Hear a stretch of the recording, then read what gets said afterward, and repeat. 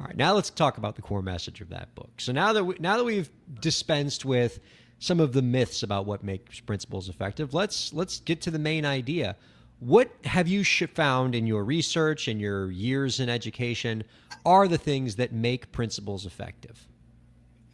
So I think first and foremost, the most important thing you can do as a principal, especially when you're new at a school or you've opened up your own school, is to just get to know your staff, build your relationships with them. No one talks about that personal social connection that you have to have as a principal, that likability factor. Everyone talks about strategies and details and facts and being an analytical person and understanding the data. And all of that is really important. And we talk about that later in the book. But I think the most important thing you can do as a principal is really get to know your staff, right? On a professional, personal level. You have to get them to get to know who you are. So you share a little bit about yourself. You find out a little bit about them. How was your family? How was your weekend? Because there are going to be times when you're going to have to roll up your sleeves with them and ask them to do things that, are a bit challenging, right? There's a lot of work to be done in the school. So if you don't have that connection with your staff, it's going to be hard to move them. It's going to be hard to get them to follow you. It's going to be hard to get them to trust you, to feel that collaboration with you. We always say our doors are always open, right? And I know as principals they are, but how many people walk through those doors every day, right? So you want to have an environment that's welcoming.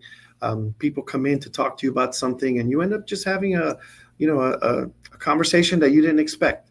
And sometimes those are the most important conversations, when you can dig deep into, maybe somebody wants to share something about themselves, and you connect on that personal level.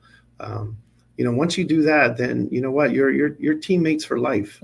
So I think that part is, for me, something that has worked through the years, and probably one of my strengths is my personal social, the people skills, and probably related to the fact that I was a counselor for a while, and I really learned how to listen. I wasn't always the best listener when I was younger, right?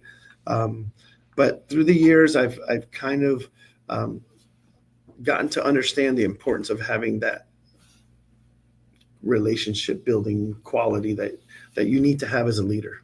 I like the idea of school principals getting a little bit of experience in the counselor's office first before heading to the principal's office. I could definitely see that being a valuable asset for them. Yeah, there are a few out there, by the way.